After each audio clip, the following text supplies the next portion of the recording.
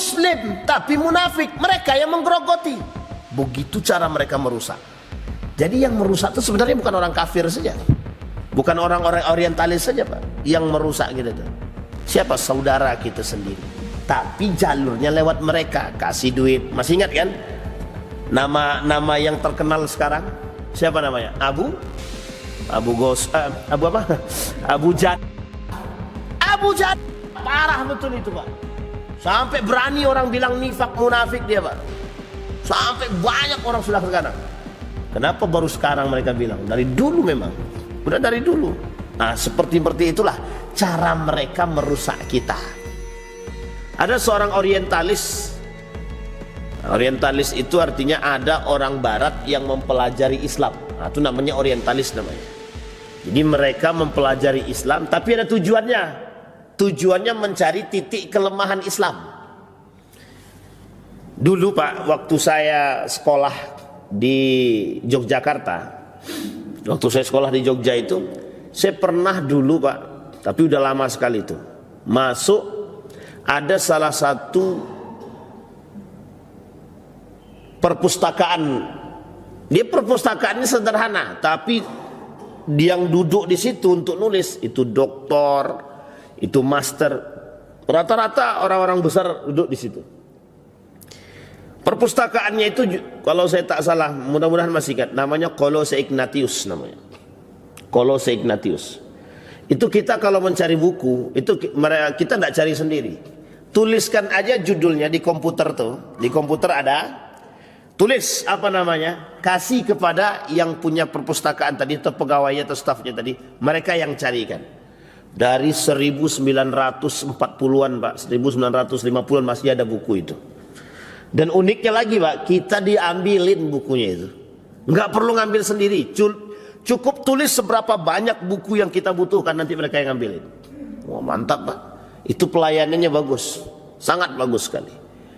Dan di situ ruangannya kecil, meja, kemudian di pojok itu ada tempat-tempat khusus per agama, Nasrani, Hindu, Buddha, Islam. Ada tempatnya, sengaja dibuat. Dan itu kalau bahasanya, jadi setiap di antara pemuka-pemuka, tokoh-tokoh agama dari setiap agama yang mau fokus menulis silahkan duduk di situ. Nah, memang, kebetulan saya juga ikut ke situ Pak. Di situ kita mempelajari. Dan di situ saya temukan ada orang non Muslim mempelajari Islam. Ketika saya keluar dari gereja tersebut, dari perpustakaan tersebut, itu saya ketemu dengan biarawati. Dan di kiri kanannya itu adalah adanya Quran, ada buku. Itu saya ngelihat sendiri tuh Pak. Di sebelah kirinya kalau saya tak salah itu Quran, sebelah kanannya itu adalah buku. Tahu Bapak Ibu judul bukunya apa? Membumi hanguskan apa, mencari titik. Pokoknya intinya itu mencari titik kelemahan Al-Quran. Itu judul bukunya. Terbayang tak sama Bapak Ibu, kita Muslim masuk ke tempat orang, tapi ternyata kita ketemu dengan orang yang membahas tentang itu, mencari titik kelemahan Al-Quran. Jadi sampai sebegitunya. Itu studi orientalis begitu Pak. Orientalis itu orang-orang Eropa tuh, dia pelajari Islam tuh cuma cari satu aja, di mana titik kelemahan Islam. Bahkan disuruh tuh Pak dipelajari. Kalian pelajari. Itu ada pelajarannya, ada belajari. Ini Al-Quran, pelajari. Bahkan sebagian para tokoh-tokoh agama mereka itu agak ketakutan kalau ada di antara mereka yang mempelajari Al-Quran. Tahu alasannya apa? Khawatir seperti Moko Ginta, khawatir seperti Irene Handayono, khawatir seperti Ustadz almarhum Yahya Waloni. Tahu maksudnya apa? Khawatir masuk Islam. Khawatir masuk Islam. Orientalis banyak yang masuk Islam Pak. Karena mereka pengen tahu di mana titik kelemahan Islam itu, mereka pelajari. Setelah mereka pelajari, bukannya dapat titik lemah, tapi masalah mereka semakin kuat dengan Islam. Coba bayangkan. Yang nama-nama saya sebutkan itu Indonesia semua. Indonesia semua itu. Ada orang-orang barat Eropa banyak sekali, Pak. Nedel Ghausam. Ada namanya Nedel Ghausam namanya. Dia pelajari ayat tentang astronomi. Ayat tentang astronomi dia pelajari. Tahu Bapak Ibu tentang perputaran bumi, kemudian bulan, bintang, dipelajari. Masuk Islam dia. Masuk Islam. Saya ada bukunya itu, Pak. Jadi memang di situ kelebihannya. Ada lagi tuh, ada seorang pemuda, dia menemukan api, yang api itu mungkin itu hanya kerak bumi dari satu gunung yang besar, di tengah-tengahnya bolong, Pak. Dalam tuh api yang menggelegar. Gara-gara itu masuk Islam dia. Masuk Islam. Dia gunakan dia lakukan penelitian dengan drone tentang api tersebut. Takut dia masuk Islam dia, Pak. Banyak cerita-cerita seperti itu, banyak. Dan banyak sekali di antara non-muslim itu yang mereka-mereka orientalis yang mempelajari Islam itu. Kapan-kapan kita cerita tentang khusus tentang orang-orang yang masuk Islam. Dan itu bukan tanpa sebab gitu. Mereka mencari. Nah, orientalis ini meneliti. Orang masuk Islam ini, kita ini kan Islam ini Islam bawaan. Ada di antara Bapak Ibu yang mualaf. Bapak mualaf. Tahun 2000, sudah cukup lama itu. Sudah cukup lama. Berarti beliau mualaf. Kalau kita yang lain ini kan bukan mualaf ini. Namanya Islam bawaan namanya. Loh, bawaan dari siapa? Bawaan dari orang tua. Tapi pada hakikatnya ketika kita ditanya, ketika Bapak Ibu ditanya, kapan Bapak Ibu bersyahadat? Jawabannya kita sebenarnya sederhana saja, Pak. Tak pernah murtad. Itu jawaban yang paling tepat. Kalau ditanya kapan Bapak Ibu pertama kali syahadat, jawabannya tidak pernah murtad. Kenapa demikian? Karena kita dalam rahim itu, janin dalam rahim itu dia sudah bersyahadat ya. Alastu bi rabbikum qalu bala syahidna. Itu syahadat, Pak. Syahadat. Kalau Bapak Ibu tidak bilang, kalau janin itu tak bilang kami bersaksi bahwa tiada Tuhan selain Allah, tidak keluar dia dari perut mamanya, Pak. Tidak keluar dia dari rahim itu. Begitulah bahasanya. Berarti Ustaz, apapun agamanya, janin yang ada dalam rahim ibunya itu bersyahadat kepada Allah. Kalau dia tidak bersyahadat, dia tak keluar, Pak. Tapi setelah dia keluar, barulah tergantung kepada kedua orang tuanya. Ulama yang lain mengatakan tergantung pada lingkungannya. Fa abawaihi yuhawidanihi am yumajjisani am yunassiran.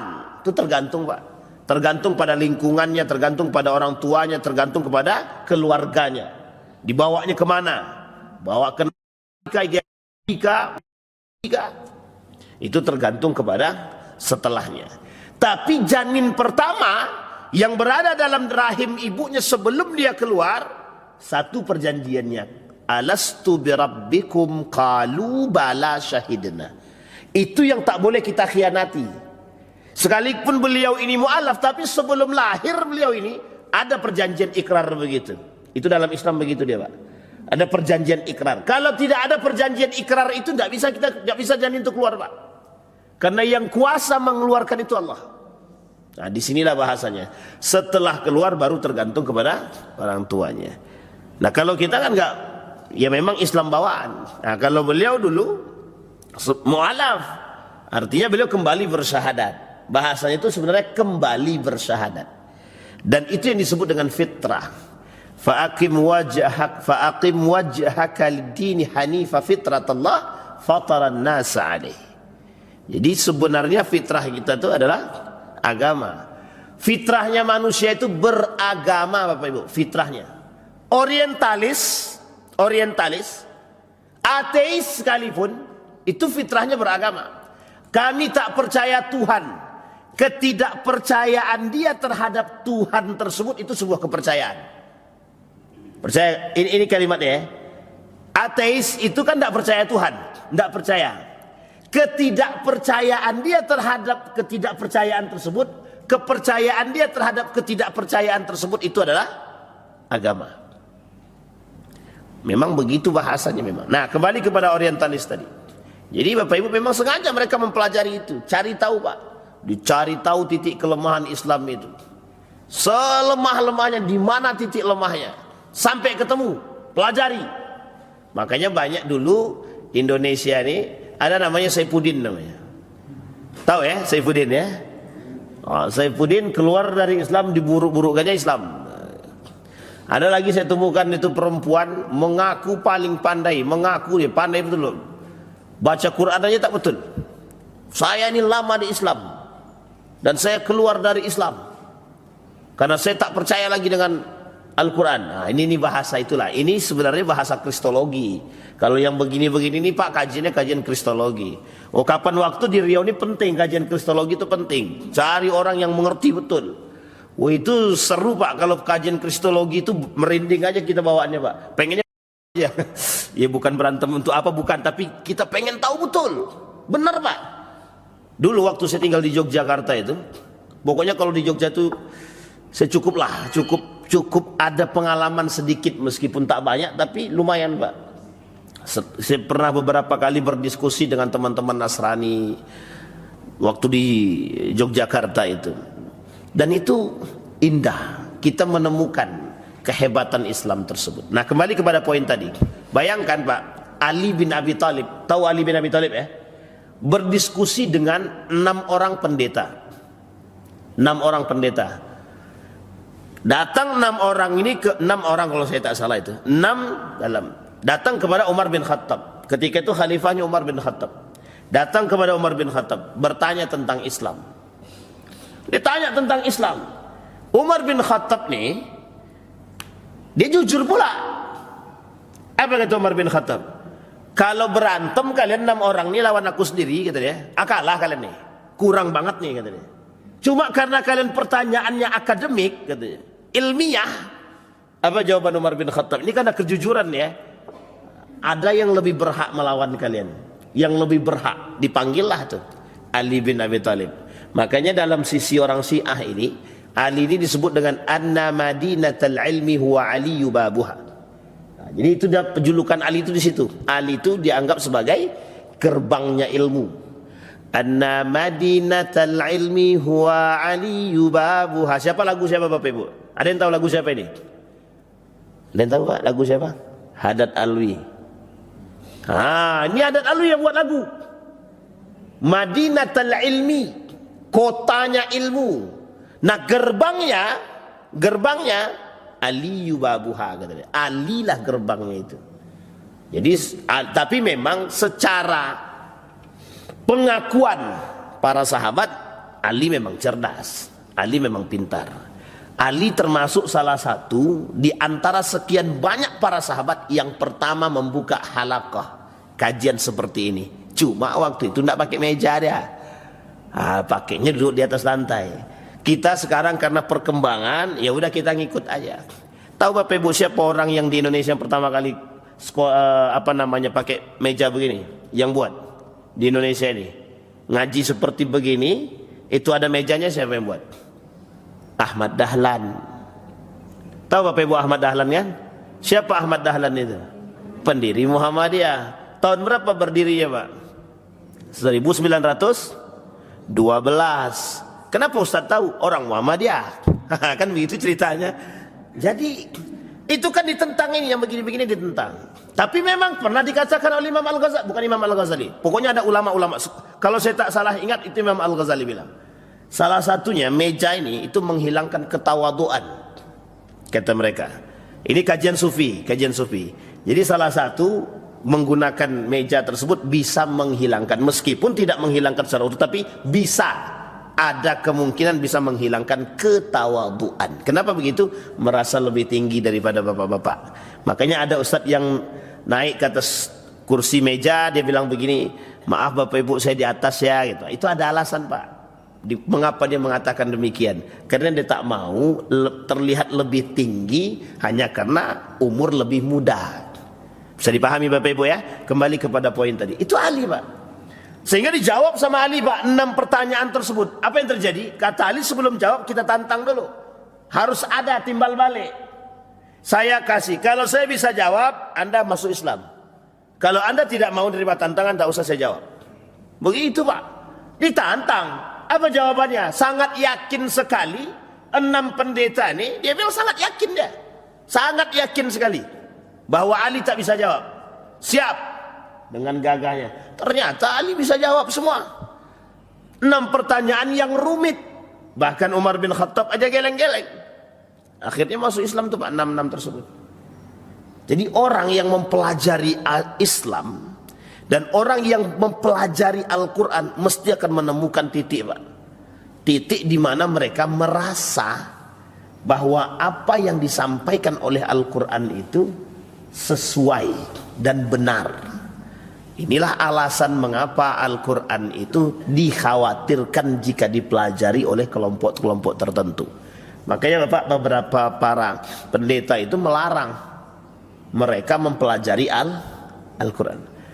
Saya punya cerita, kawan itu, ini cerita dari cerita saja. Satu ketika, ini di Eropa, kan di TV-TV itu sekarang ada apa namanya? Ada berita tentang Mekah Madinah. Sudah ada ya Bapak Ibu sekarang ya? Sudah bisa kita lihat live bahwa berita di Makkah di Madinah. Satu ketika Pak, ada satu berkawan ini, satu non muslim, satu muslim. Jadi ketika sedang duduk bareng, dia lihat tuh di TV itu banyak manusianya Pak, di Ka'bah itu, di depan Ka'bah itu rame banget. Ketika rame begitu, iseng nih Pak, kawannya nanya sama kawannya tadi, yang muslim nih tadi, sama non muslim. Dia bilang begini, menurutmu berapa lama barisan itu untuk merapikan orang-orang yang ada di dalam Ka'bah tadi, di dalam Masjidil Haram tadi? Untuk merapikan kira-kira butuh berapa waktu? Butuh berapa lama untuk merapikan orang ini? Dijawab, lebih kurang 3 hari sampai 5 hari gitu. Dijawab sama muslim tadi, ndak, salah, cukup 5 menit gitu deh. Bahkan ndak sampai 5 menit rapi. Nggak percaya Pak, nggak percaya. Karena dia tahu bentar lagi azan kan? Dia tahu dia bentar lagi azan. Azan. Setelah azan kan menunggu iqamah. Pas iqamah, ini bentar lagi mau iqamah sebenarnya itu. Pas iqamah, rapi seketika Pak. Kaget kawan non muslimnya tadi. Loh, kok bisa begitu katanya? Semenjak saat itu dia pelajari. Belum langsung masuk Islam, tapi dipelajari sama dia. Dipelajari. Akhirnya tadi masuk Islam. Nah, itu hebatnya Pak. Jadi banyak. Kapan waktulah kita bahas tentang itu? Tak sampai-sampai kita nanti ini Pak. Baik. Nah sekarang kita berbicara tentang sebelum masa kejayaan tersebut, kita bicara dulu peradaban. Kemarin saya sudah sampaikan peradaban itu ada beberapa. Satu Yunani. Ini yang paling dikenal di muka bumi ini. Peradaban apa yang kalian pelajari? Yunani. Dari mana Bapak Ibu tahu peradaban Yunani itu? Dari belajar kan, sejarah kan. Siapa orang yang bawanya itu? Kalau masa Bapak Ibu ini, kalau masa atuk-atuk kita zaman dulu ini, tidak akan kenal dia dengan istilah Yunani itu yang bawa siapa. Dalam kajian orientalis, perang pemikiran, yang membawa berita Yunani itu ke kita, yang membawa peradaban Yunani itu ke kita, karena apa? Karena ketidakpahaman kita terhadap peradaban Islam. Akhirnya apa yang bawa siapa? Mereka Pak. Orientalis barat itu 1924 akhir atau 1925 awal runtuh Turki Utsmani. Semenjak saat itu Islam tidak boleh dikenal. Semenjak saat itu Islam tidak boleh dikenal. Maka muncul kajian di orientalis itu. Apa judulnya? The Dark Age. Apa kajiannya Pak? Dark Age. Tahu Bapak Ibu artinya Dark Age itu? Masa kegelapan. Tahu masa kegelapan apa? Tidak mau mengakui masa kejayaan Islam. Jadi Dark Age ini kata orang Eropa, kata orang Barat, kata orientalis itu, masa Dark Age ini, masa kegelapan ini, inilah masa kejayaan Islam. Kapan masa kejayaan Islam itu? Dimulai dari lahirnya baginda Nabi Muhammad SAW sampai nanti runtuhnya Turki Utsmani. Jadi sepanjang sejarah Bapak Ibu, kita lihat berapa tahun Nabi memerintah. Nabi berapa tahun Pak? Berapa tahun Nabi? 23 tahun. Nabi 23 tahun. Setelah Nabi, kata Nabi, 30 tahun setelah kepemimpinanku, Khulafaur Rasyidin, kita ambil 30 tahun. 23 tambah 30. Jadi berapa? 23 tambah 30? 53. Setelah itu ada dinasti namanya. Sistemnya monarki. Mulai dari dinasti Umayyah sampai diakhiri dengan Turki Utsmani 1924 atau lebih tepatnya 1925 awal runtuh Turki Utsmani. Berapa tahun Pak? Dari 623 sampai 1924. Berapa lama Islam berjaya? Berapa abad? Kita anggap 14 abad. Pertanyaannya 14 abad itu peradaban mana yang pernah sampai secemerlang itu? Persia? Enggak. Persia cuma 500 lebih. Babilonia? Enggak lama. Sekitar 300-an. Kemudian Romawi sekitar 700-an. Besar terbalik. Romawi 500-an, Persia sekitar 700-an. Jadi tidak ada yang sampai Pak, tidak ada yang sampai 14 abad itu. Nah yang sampai pada masa 14 abad itu siapa? Islam. Dan Islam menaklukkan semua tempat-tempat terhebat itu. Babilonia, Irak ditaklukkan oleh Persia. Yang menaklukkan Persia Muslim. Dalam 3 kali perperangan. Perperangan Qadisiyah, perperangan Zatus Salasil, nanti kita sampai di situ. Yang ketiga ada perang namanya yang dikomandoi oleh Nu'man ibn Maqarin. Itu Persia Pak. Pertama ditaklukkan oleh Khalid bin Walid di masa kepemimpinan Abu Bakr Siddiq. Yang kedua di masa kepemimpinan Abu Bakar namanya Sa'ad bin Abi Waqqas. Yang ketiga di masa kepemimpinan Umar bin Al-Khattab. Siapa dia? Nu'man ibn Maqarin. Itu Persia Pak. Yang dalam benak mereka kerajaan kecil baru lahir, lah kok bisa mengalahkan begitu besarnya Persia? Dengan santai saja jawabannya Pak. Konstantinopel, Muhammad Al-Fatih, mulai dari pamannya 7 turunan, kakek-kakeknya 7 turunan Pak. Mimpinya cuma 1 saja, menaklukkan Konstantinopel. Tanya kakek yang ke-7, sama jawabannya. Kakek yang ke-6 sama jawabannya. Yang 7 itu namanya Utsman. Jawabannya dari Utsman sampai Muhammad Al-Fatih 7 orang Pak, 7 turunan, jawabannya sama, mimpinya sama. Apa jawaban mimpinya? Menaklukkan Konstantinopel. Kapan baru terjawab? Pada masa siapa? 7 turunan. Siapa yang 7 turunan tersebut? Muhammad Al-Fatih. Umur berapa Muhammad Al-Fatih menaklukkan Konstantinopel? 20-an. Coba bayangkan Pak. Umur 12 jadi khalifah, di kudeta. Naik lagi umur 19 tahun. Salahuddin Al-Ayyubi. Siapa Salahuddin Al-Ayyubi? Dikenal dalam sejarah salib. Nah, ini kehebatan Islam. Jadi Bapak Ibu sekalian yang berbahagia, Islam itu punya catatan, punya sejarah. 14 abad lamanya Pak. Nah kita lemahnya sekarang di titik ini. Kita tak mau menghargai perjuangan itu. Dengan kita lemah itu sebenarnya kita sedang merendahkan Islam. Islam itu tak akan pernah rendah Pak. Islam itu ya'lu wa la yu'la alaih. Islam itu tinggi dan tidak akan ada yang bisa merendahkan Islam itu, Pak. Dan dia tidak akan tinggi karena siapapun. Islam itu tinggi. Cuma kitanya. Makanya umat muslim sekarang ini dikenal lemah. Kenapa lemah? Karena kajian kita begitu, Pak. Tidak ada yang mau ngajak. Tidak ada. Kalau dari dulu kita diajak, Pak. Oh, kayaknya dalam setiap masjid kajiannya. Kira-kira mau nggak semangat, Pak? Muncul nggak kira-kira? Kalau itu aja yang dibahas tentang aja terus. Waduh, bisa-bisa aja kerjaan kita, Pak.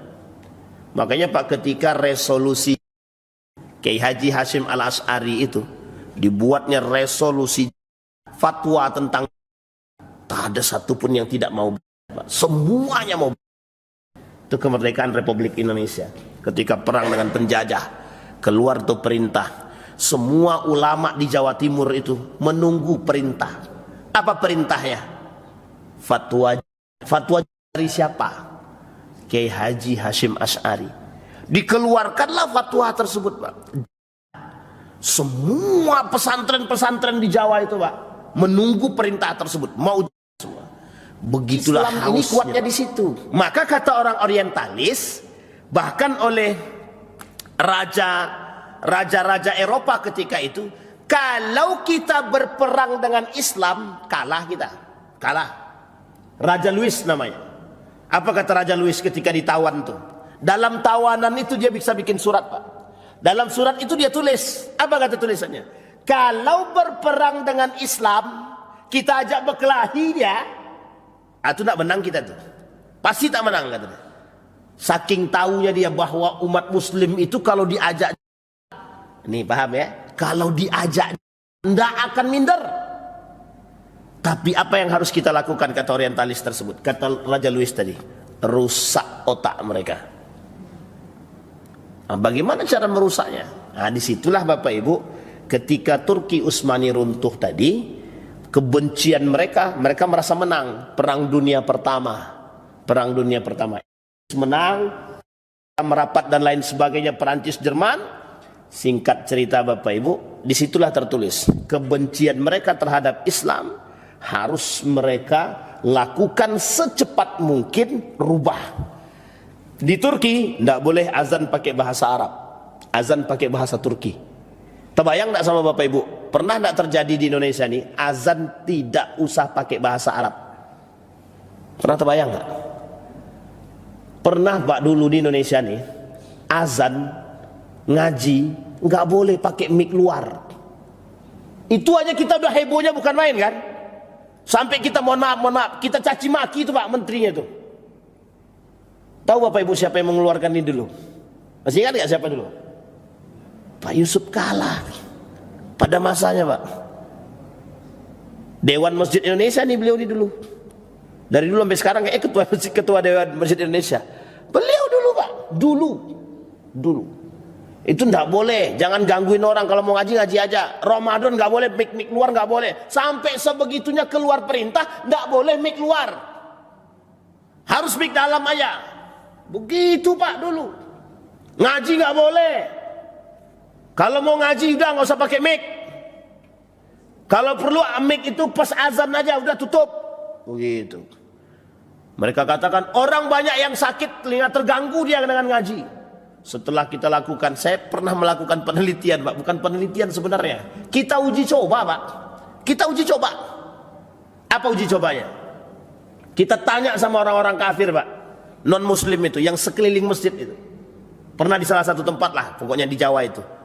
Kita tanya sama orang kafir tuh, kalau kami ngaji nih, Bapak Ibu terganggu enggak? Apa jawabannya? Di luar nalar Pak. Justru itu yang kami pengen dengar kata dia. Coba bayangkan Pak. Kafir tuh yang bilang begitu. Lah ini kok bisa umat muslim sakit telinga dia yang dengarkan Quran? Itu yang jawab kafir Pak. Saya masih ingat betul Pak. Ketika ini dalam catatan sejarah ya. Ketika Baitul Maqdis itu apa nama itu ya? Masjidil Aqsa berada di dalam kekuasaan orang kafir. Satu ketika raja ini Pak datang ke masjid nih Pak. Numpang istirahat. Oleh ketua masjid ini tadi, Gorim, bukan Gorim, ketua masjid lah. Kata ketua masjid tadi, kita menghormati raja. Jangan nanti pokoknya azan, ndak usah azan, ndak usah pakai mic keluar, ndak usah ada gaji.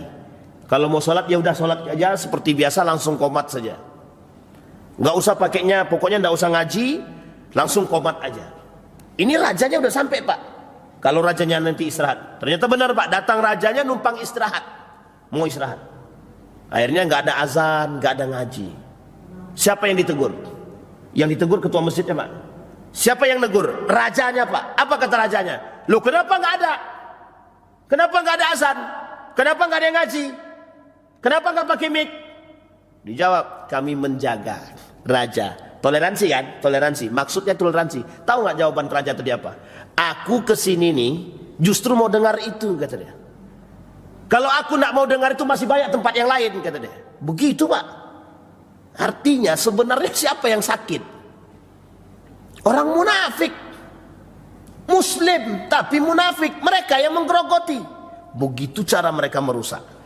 Jadi yang merusak itu sebenarnya bukan orang kafir saja. Bukan orang-orang orientalis saja Pak yang merusak kita itu. Siapa? Saudara kita sendiri.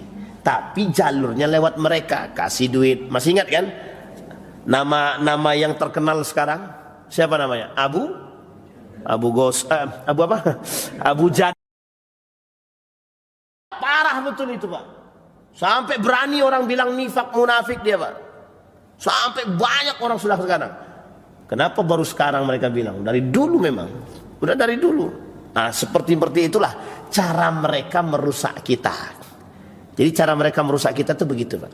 Maka pada masa Nabi, dari Nabi sampai Turki Utsmani runtuh itu mereka sebut dengan Dark Age namanya. Masa kegelapan. Mereka tidak mau mengakui itu, tidak mau. Akhir abad ke-19, awal abad ke-20, muncul seorang ilmuwan dari barat, orientalis. Jujur dia Pak. Apa kata dia? Dia tulislah buku judulnya The Golden Age of Islam. Masa kejayaan Islam. Tapi yang nulis bukan umat muslim. Yang nulis justru orientalis. Makanya saya bilang tadi jujur dia. Disampaikan masa kejayaan Islam tersebut. Makanya ditulislah di dalam satu buku, judul bukunya pengarangnya Michael Hurt, 1001 manusia yang paling berpengaruh di dunia. Siapa nomor satu? Muhammad. Ini ada dua sisi, dua versi juga. Versi pertama, ada satu sisi kebahagiaan bagi kita, bahwa mereka mengakui kehebatan Muhammad. Tapi ada sisi kedua, kalau Abu Jahal, Hussein Gaza bilang begini, ada sisi kedua yang negatifnya. Apa? Mereka sebenarnya menyandingkan Muhammad dengan ilmuwan-ilmuwan lain. Artinya pengakuan terhadap ilmuwan lain memang Muhammad nomor satu, tapi masih ada pengakuan-pengakuan terhadap ilmuwan lain yang selain Muhammad, dan itu mereka tidak Islam. Jadi pahami ya.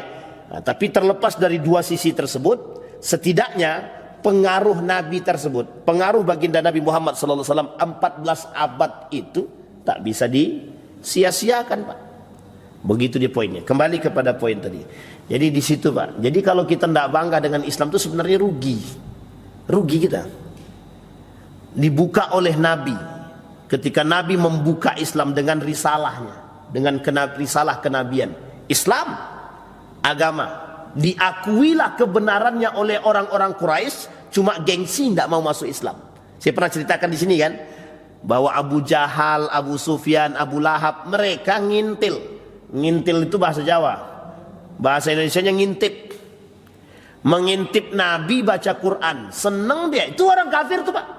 Kafir Quraisy itu. Dia dengerin tuh Nabi baca Quran. Pada hari terakhir capek Abu Sufyan ditanya sama dia.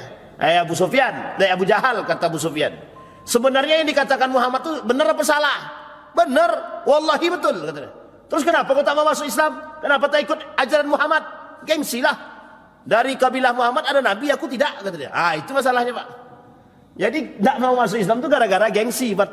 Itu pernyataan resmi itu Pak. Disampaikan oleh Gus Baha. Gus Baha ini kan ahli dalam bidang beginian. Dan kita kadang-kadang di luar nalar perkataan Gus Baha itu. Kadang orang tak sampai, dia sampai, ya. Itulah bahasanya. Dan itu disampaikan oleh Ibnu Katsir Pak. Disampaikan cerita tersebut oleh Ibnu Katsir. karena dia pakar tafsir kan. Bayangkan Pak, Islam. Jadi makanya orang pada khawatir Pak, kalau sempatlah, mohon maaf ya, ada calon-calon orang-orang yang mau menjadi pendeta-pendeta itu, ketika mereka mengkaji Islam, mengkaji Al-Quran, itu khawatir Pak. Khawatir dah. Sampai mereka berani katakan, jangan kaji, jangan, tidak usah, gitu. Setelah dikaji, dapatlah titik temu kebenaran tersebut. Orang khawatir. Baik, sekarang kembali kepada poin tadi. Di dalam persoalan peradaban Islam ini ada dua masa. Masa pertama klasik, masa kedua modern. Nah, masa klasik ini, itu masanya Nabi sudah selesai 23 tahun. Di Mekah Nabi 13 tahun, di Madinah Nabi 10 tahun. 13 tahun Nabi di Mekah, keluar ayat, turun ayat-ayat, maka disebutlah dengan ayat-ayat Makkiyah namanya. Ayat-ayat Makkiyah ini Pak, spesifiknya perbedaannya dengan Madaniyah itu bukan karena penduduk Mekah Madinahnya, bukan, tapi secara garis besar oleh para ulama, perbedaan Makkiyah Madaniyah ini, ayat yang turun di Mekah dan ayat yang turun di Madinah, perbedaannya secara signifikan itu satu saja. Kalau Makkiyah itu ayat-ayat tentang tauhid, ayat-ayat tentang tauhid. Makanya di Mekah itu karakternya keras-keras Pak. Kenapa kok keras? Karena yang dilawan makhluk-makhluk begitu Pak. Karena perubahan Tuhan, pergeseran Tuhan Pak. Pergeseran agama, berhala-berhala ditantang, tidak mau diterima, pokoknya lawan bagaimana caranya. Akhirnya kan Nabi pindah, hijrah ke Madinah. Ketika Fathu Makkah, barulah kemudian berhala-berhala itu dihancurkan. Berhala-berhala itu dihancurkan. Dan itu karakternya keras. Kenapa keras? Lawannya itu. Pokoknya jangan ada yang bisa menyentuh Tuhan kita. Jangan sampai patung-patung yang dibawa oleh siapa? Siapa yang membawa patung-patung ini pertama ke Mekah Pak? Ada yang tahu? Namanya Amr ibn Luhai. Makanya Nabi bilang dalam hadisnya, aku melihat ada pemuda masuk neraka, penghuni neraka katanya. Siapa namanya? Amr ibn Luhai. Ditanya sama sahabat, mengapa kok bisa Amr ibn Luhai itu ada di neraka? Dijawab sama Nabi, karena dialah orang yang pertama membawa patung dari Syam ke Mekah. Nama patungnya Hubal. Dan dia bawa ada 4 patung. Patung pertama Hubal, patung kedua Latta wal Uzza wal Manat, ada 3. Jadi 4 semua.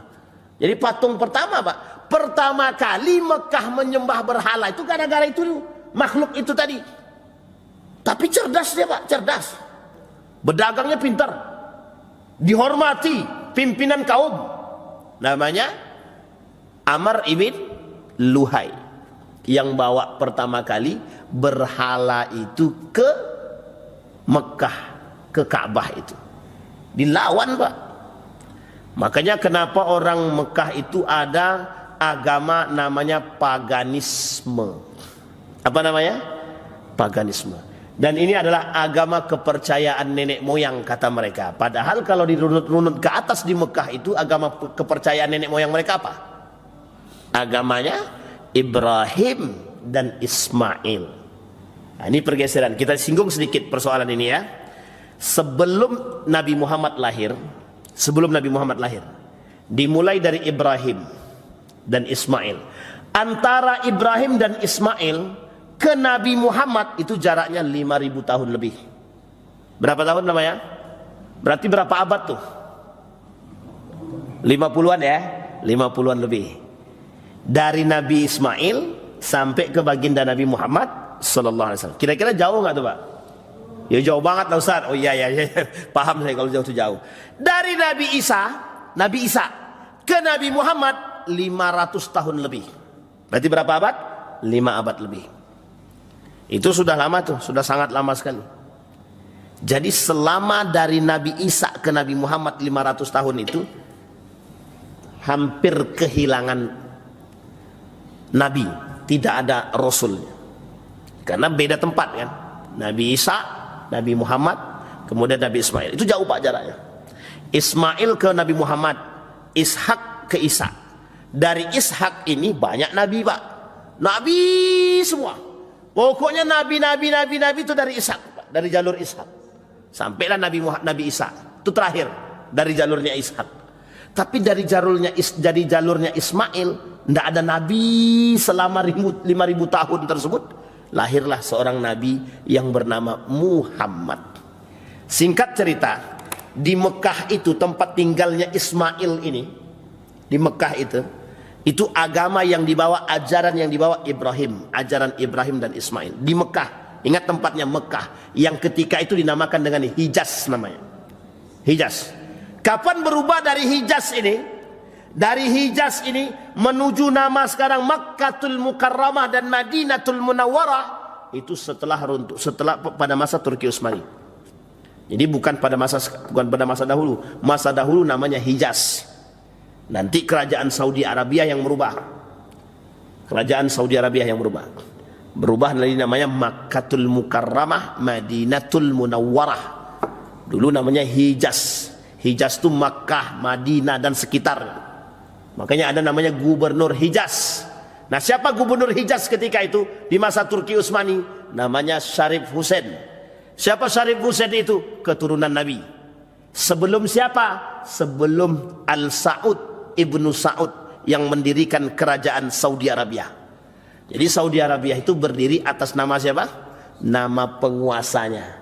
Siapa nama penguasanya? Ibnu Saud.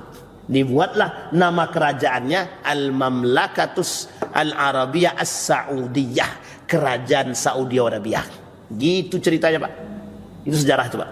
Kembali kepada poin tadi. Ini agama Ibrahim, ini agama Ismail. Datanglah kawan ini tadi. Namanya siapa? Siapa namanya? Amr ibn Luhai.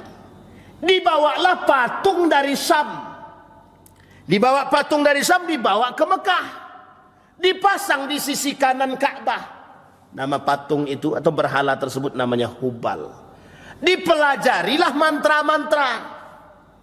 Mantra-mantra. Nah, era jahiliyah pertama mulai muncul itu masa dia ini. Makanya Nabi tengok, oh ada orang di neraka namanya Amr ibn Luhai. Itu ada hadisnya, Pak, ada hadisnya. Hadisnya sahih. Nabi melihat Amr ibn Luhai di neraka. Ternyata sejarahnya adalah yang membawa patung berhala pertama kali ke Mekah. Itu Amr ibn Luhai. Setelah itu Bapak Ibu, lahirlah patung berhala-berhala yang lain. Ada Latta wal Uzza, ada Manat. Ini kan disebutkan dalam Al-Quran semua. Disebutkan. Demi Latta wal Uzza. Ada. Nah, ketika itu agama di situ paganisme. Paganisme. Agama kepercayaan nenek moyang menurut mereka. Inilah Bapak Ibu yang dirubah oleh Nabi. Jahiliyah inilah yang disebut dengan jahiliyah. Jadi sebenarnya jahiliyah itu, kan kita sudah pernah artikan juga, jahiliyah itu sebenarnya bukan masalah ilmu, tapi lebih tepatnya agama. Ini yang dilawan oleh Islam. Makanya Nabi datang itu ayat pertamanya bukan persoalan tauhid yang lain, tapi Anda diajak cerdas dulu. Iqra, Iqra, Iqra, Iqra bismi rabbikal ladzi khalaq. Jadi memaknai kalimat Iqra ini dalam, Pak. Kenapa dalam? Ya sampai sebegitunya memang. Perlu paham, perlu cerdas, perlu pintar. Dan pintarnya bukan akademik, pintarnya harus dengan iman. Makanya disuruhlah Nabi pintar dulu dengan mengenal Tuhannya. Setelah kenal dengan Tuhannya, baru dicerdaskan dari sisi yang lain. Bisa dipahami sampai di sini. Wa 'allama Adam al-asma'a kullaha thumma 'aradahum 'alal. Jadi Bapak Ibu, kenapa Nabi Adam itu dicerdaskan dulu oleh Allah secara imannya? Baru kemudian Allah berikan dia keilmuan. Maka disuruhlah para malaikat itu untuk tunduk. Kenapa kok harus tunduk kepada Adam? Karena Adam itu lebih cerdas daripada Anda. Apa kecerdasan Adam? Akal. Kalau cuma sekedar iman sama dengan malaikat. Cuma malaikat nggak punya ini. Bisa dipahami, Pak, ya? Malaikat itu apa perintah jalan, tapi Adam punya kelebihan, akal. Inilah kehebatan manusia. Makanya muncul pertanyaan, apakah kau mau menciptakan sesuatu yang akan terjadi pertumpahan? Kata Allah, aku lebih tahu daripada kamu. Itu bahwa bahasanya itu bahasa ska namanya. Bahasa ska. Aku lebih tahu daripada kamu, kata Tuhan. Jadi jangan atur-atur. Itu bahasa kasarnya begitu. Cuma bahasa sederhananya dibahasakan dalam Al-Quran begitu dia. Kata Allah, aku lebih tahu daripada kalian. Tapi kan tak salah malaikatnya, Pak. Kenapa salah enggak malaikat bertanya begitu? Enggak, karena memang ada makhluk sebelumnya yang kerjanya cuma melakukan pertumpahan. Itulah kenapa alasannya disempurnakan dengan akal. Bisa dipahami, Pak ya? Karena makhluk sebelumnya enggak punya akal. Terjadi pertumpahan. Kita ambil contoh, binatang. Binatang saling memakan enggak? Kalau kita lihat binatang itu, Pak, saling memakan. Baik singa, harimau dan lain sebagainya. Tapi binatang enggak mau makan anak sendiri. Maka kalau ada manusia yang justru mensetubuhi anak kandung sendiri, lebih binatang daripada binatang itu sendiri. Bisa dipahami, Pak? Binatang tahu dia anak, Pak. Makanya perbedaan kita dengan binatang itu cuma terletak pada akal, Pak. Kenapa harus terletak pada ini? Diberikan oleh Allah akal itu untuk melihat mana yang baik dan buruk. Tujuannya itu. Tapi akal ini tadi untuk membedakan baik dan buruk itu butuh satu saja, Pak. Butuh hati. Butuh hati. Karena kalau tak pakai hati kontrolnya, Pak. Mohon maaf ya, manusia-manusia rakus itu punya hati tidak tuh kira-kira? Jujur aja, tidak punya hati dia. Karena kalau dia punya hati, tidak akan mungkin dia makan hak orang. Itu tidak mungkin tuh, Pak. Karena mereka tidak punya hati, itulah makanya mereka makan punya orang. Pertanyaannya, punya akal nggak dia? Punya, tapi akalnya tidak dikontrol, Pak. Kira-kira lebih berbahaya mana? Binatang atau manusia? Bapak Ibu yang bilang ya, bukan saya ya. Artinya mereka lebih parah daripada itulah yang Allah sebutkan dalam Al-Quran, balhum adal. Bahkan lebih parah manusia itu daripada binatang. Kalau tingkat rakusnya sedang naik, kesetanannya lagi naik, lebih parah daripada binatang itu sendiri.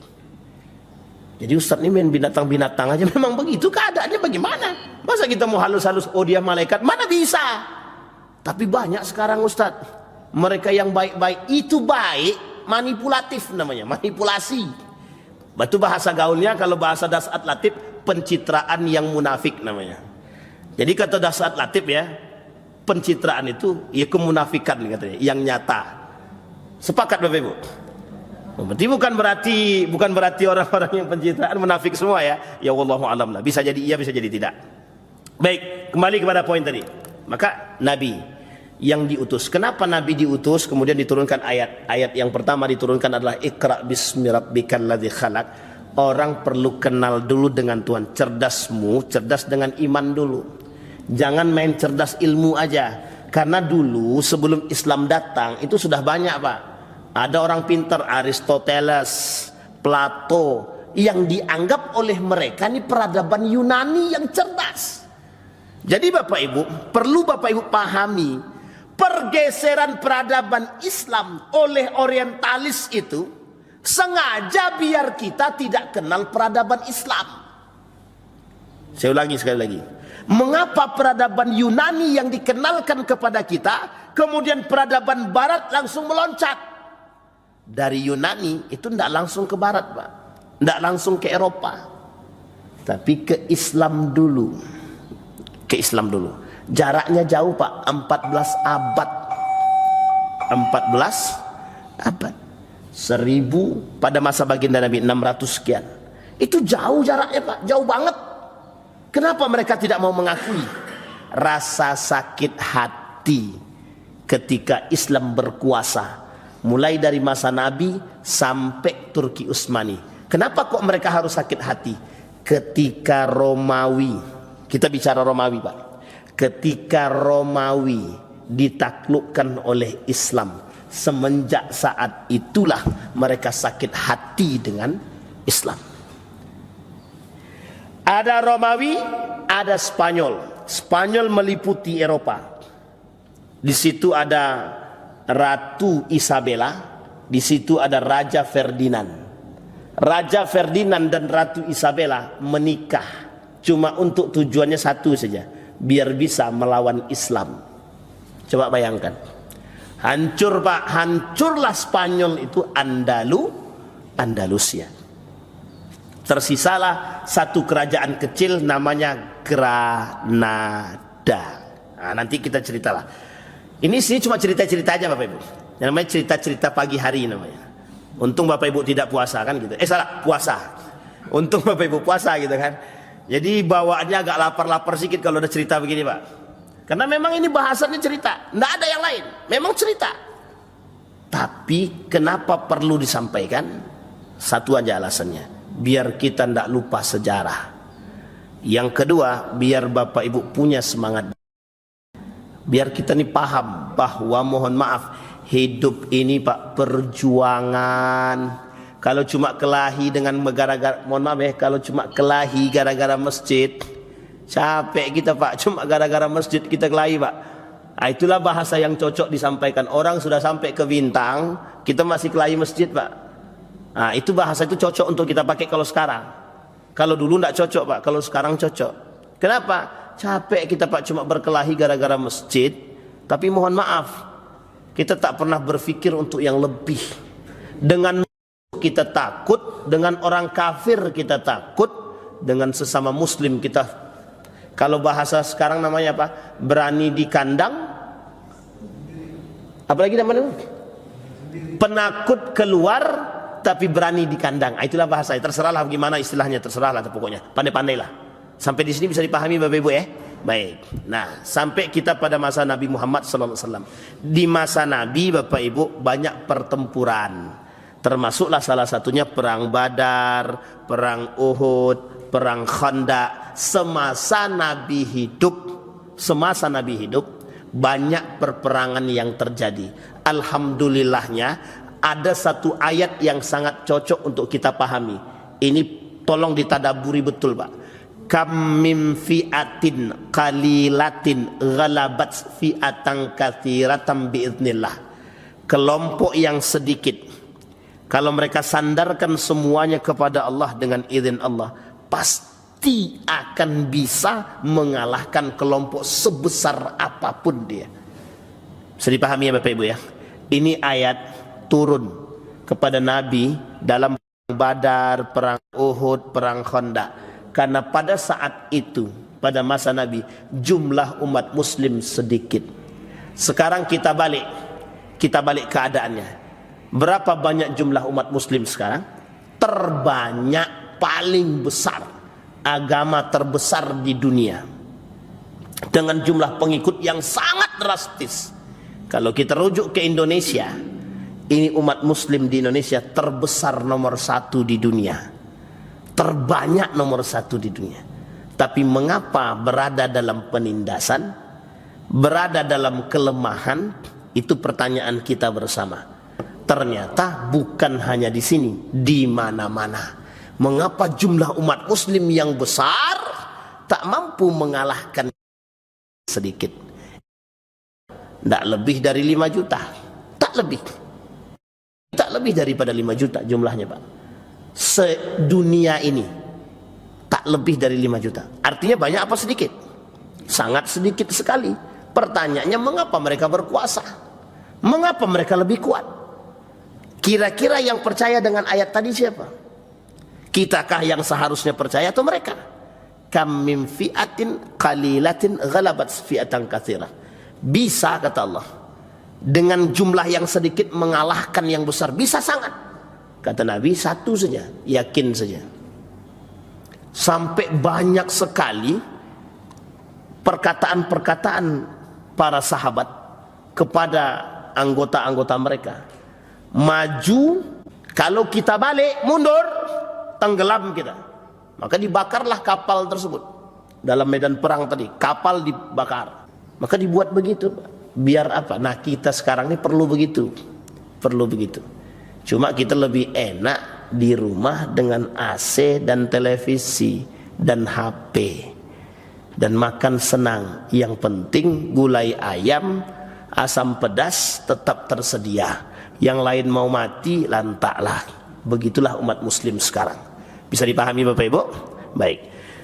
Ini sampai pada perperangan-perperangan. Insya Allah nanti kita lanjut kepada pertemuan pada pembahasan Khulafaur Rasyidin. Abu Bakar. Nah, nanti di Abu Bakar baru kita sampaikan tentang Persia, Romawi, kemudian dan lain sebagainya. Sampai nanti muncul satu kabilah, namanya kabilah yang kita kenal dinasti Safawiyah, sampai nanti muncul kerajaan Saudi Arabia. Ini ada sejarahnya semua. Tidak ada satupun yang berani menafikan ini. Ini semuanya sejarah. Dan di sini pengkhianatan terbesar nanti akan Bapak Ibu lihat. Sangat berbahaya sekali. Saya kira itu Bapak Ibu. Ada pertanyaan? Enggak ada, alhamdulillah.